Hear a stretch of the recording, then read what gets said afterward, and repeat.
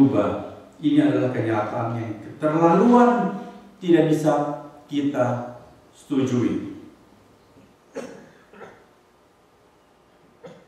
Tetapi kalau tuba atau air tuba dibalas dengan air tuba, bagaimana pendapat kita? Kalau orang jahat dibalas jahat, pembunuh dicari, dibunuh saja, dibalas. Mungkin kita bilang, wah itu memang sudah sepantasnya. Karena bukankah orang beranggapan mata ganti mata, gigi ganti gigi? Jadi kalau orang memukul kamu sampai matamu itu biru, pukulannya kembali supaya matanya juga biru. Kadang-kadang para orang tua mengajar anaknya, terutama anak laki-laki, kalau diganggu oleh para bolis itu di sekolah,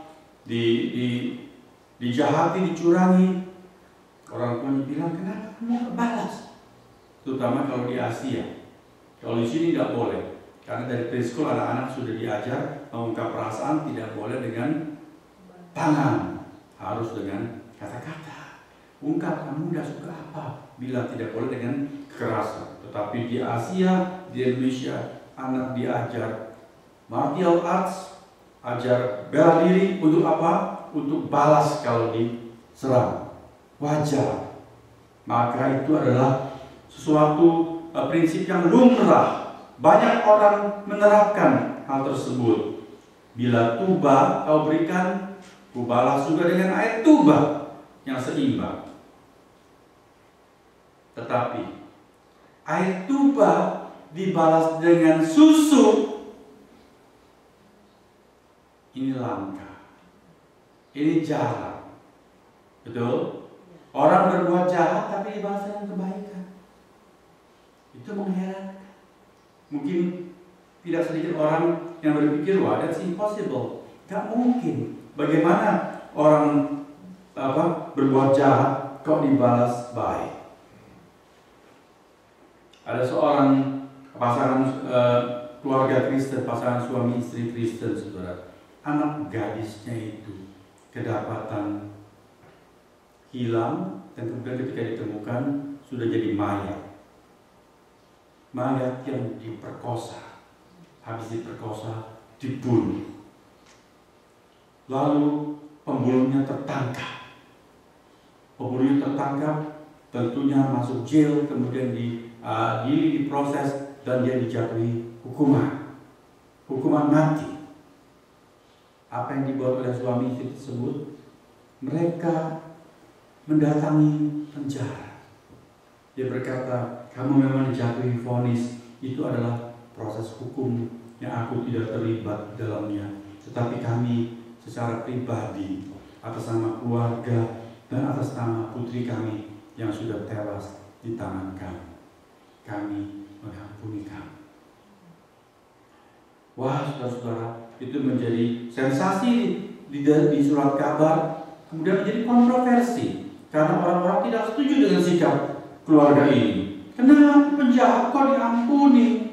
Malah diajukan gerasi atas permintaan kedua orang tua ini supaya penjahat yang sudah divonis mati itu boleh diberikan keringanan hukuman. Jangan hukuman mati, mungkin hukuman seumur hidup yang kemudian kalau kelakuannya baik dia bisa dilepaskan, diberi kesempatan kedua. Banyak orang yang suka, dia malah terima surat, terima telepon yang mengkritik mereka.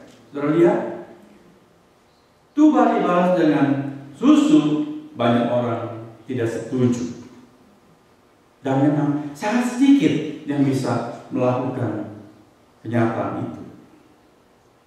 Kita berada di kelompok yang setuju atau tidak setuju dengan air tuba dibalas dengan susu. Kita masuk kelompok mana ketika air tuba dibalas dengan air tuba?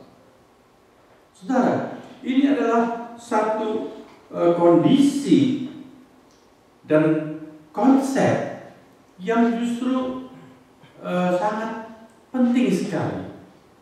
Sebab dia memperhadapkan kepada kita untuk mengenal siapakah kita sebenarnya. bagaimana kondisi hati kita? Dan berada di jalan manakah kita? Seperti beberapa khotbah yang lalu, kita terus memikirkan dan merenungkan contoh-contoh praktis mengenai orang-orang yang berada di jalan lebar dan orang-orang yang menempuh jalan sempit. Yang Tuhan Yesus katakan, masuklah kamu dari pintu yang sesat, karena sempitlah jalan yang membawa kepada kehidupan dan sedikit orang yang mendapatnya.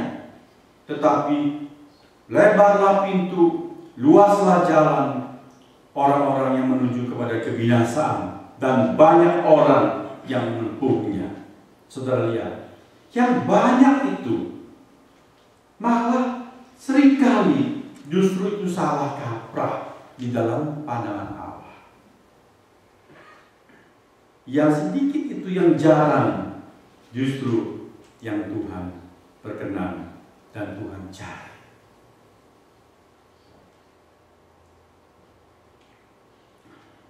Ada orang yang bahkan mempunyai suatu alasan bahwa Allah sendiri begitu. Buktinya itu catatan dalam Perjanjian Lama. Orang-orang yang tidak mau menerima Injil Yesus Kristus, mereka mengecam Alkitab.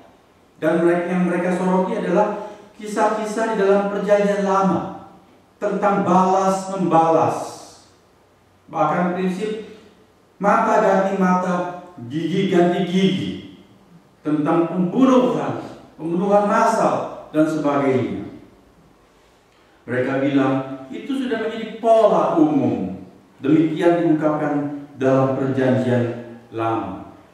Tetapi apakah benar Perjanjian Lama sebenarnya memuat kehendak Allah yang sedemikian, yaitu membalas air tuba dengan air tuba? Tuhan Yesus berkata dalam Perjanjian Baru, kamu telah mendengar firman, mata ganti mata, gigi ganti gigi.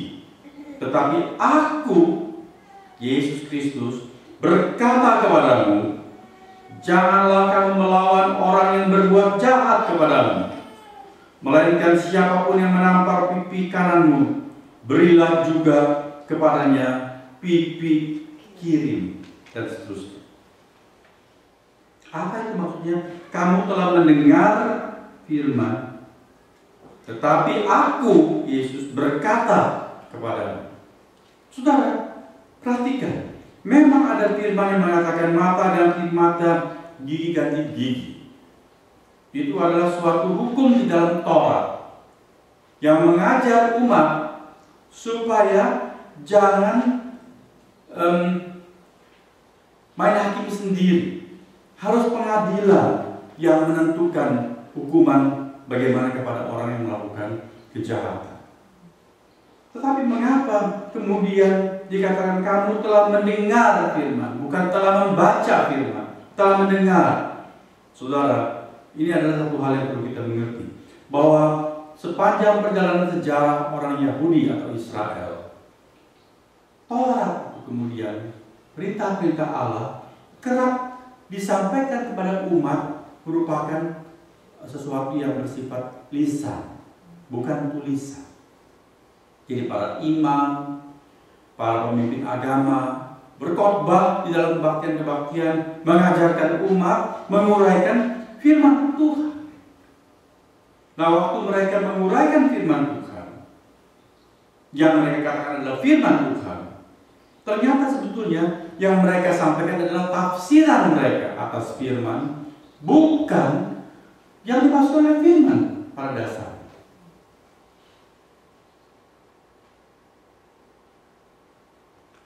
Ketika ayat 43, saudara tadi dengar Tuhan berkata, kamu telah mendengar firman, kasihilah sesama manusia, tentu itu oke, dan bencilah musuhmu.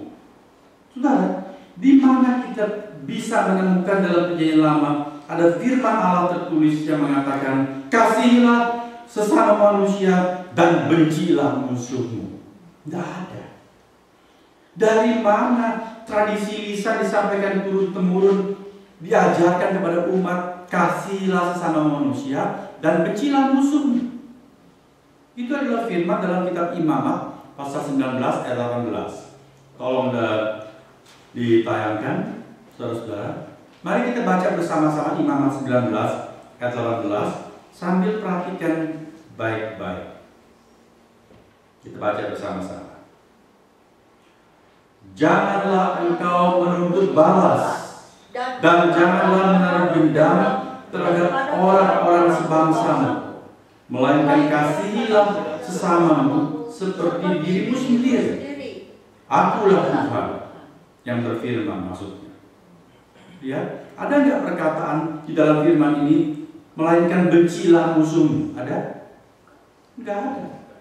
Janganlah engkau menuntut balas.